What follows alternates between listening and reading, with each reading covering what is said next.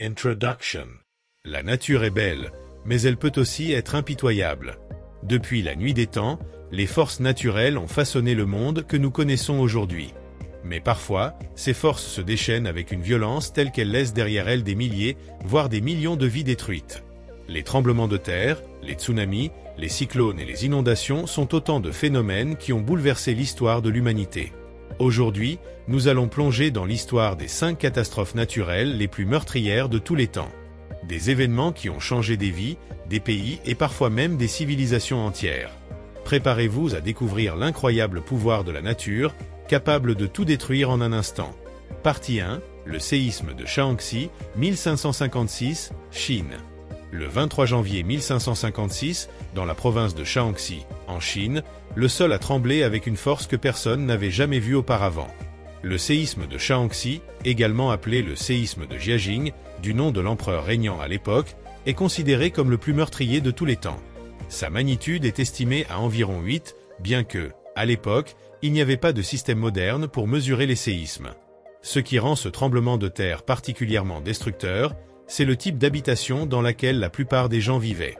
Des millions de personnes vivaient dans des maisons troglodytes, des cavités creusées dans les falaises d'argile friable, appelées yaodong.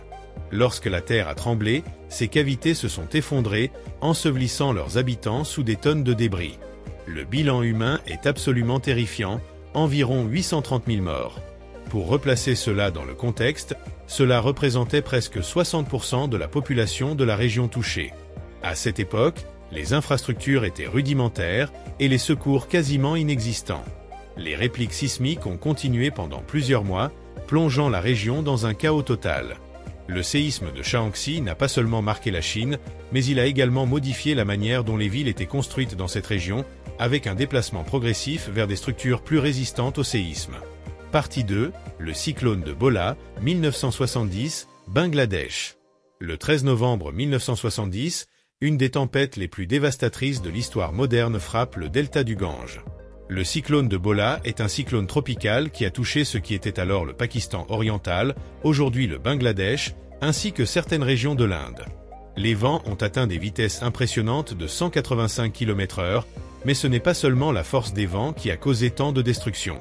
Ce sont les vagues de tempête, des tsunamis d'eau emportés par le cyclone, qui ont submergé les terres côtières. Des vagues de plus de 10 mètres ont inondé des villages entiers, emportant tout sur leur passage.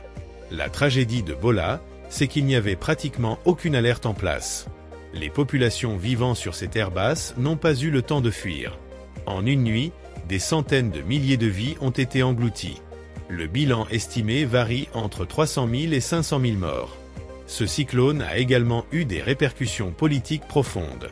En raison de la mauvaise gestion des secours par le gouvernement pakistanais, le mécontentement s'est amplifié dans la région, ce qui a contribué à la montée des tensions et, finalement, à la guerre d'indépendance qui a mené à la création du Bangladesh en 1971. Partie 3, le tsunami de l'océan Indien, 2004. Le 26 décembre 2004, au lendemain de Noël, l'océan Indien devient le théâtre d'une catastrophe inimaginable. Un séisme sous-marin de magnitude 9,1 à 9,3, l'un des plus puissants jamais enregistrés, se déclenche au large de la côte de Sumatra, en Indonésie. Ce tremblement de terre libère une énergie colossale, équivalente à des milliers de bombes atomiques. Mais c'est la vague géante qui en découle, un tsunami, qui va causer une dévastation d'une ampleur historique. Des vagues atteignant jusqu'à 30 mètres de hauteur s'abattent sur les côtes de plusieurs pays. L'Indonésie, la Thaïlande, le Sri Lanka, l'Inde et même les côtes de l'Afrique de l'Est sont touchées. Plus de 230 000 personnes ont perdu la vie en quelques heures. Ce tsunami a non seulement détruit des communautés entières, mais il a également ravagé l'infrastructure des zones côtières, laissant des millions de survivants sans abri, sans nourriture et sans accès aux soins médicaux. Cet événement tragique a changé notre approche mondiale des tsunamis. Avant 2004, il n'existait aucun système d'alerte au tsunami dans l'océan Indien. Mais depuis, des systèmes sophistiqués de détection ont été installés dans la région pour éviter une catastrophe similaire à l'avenir.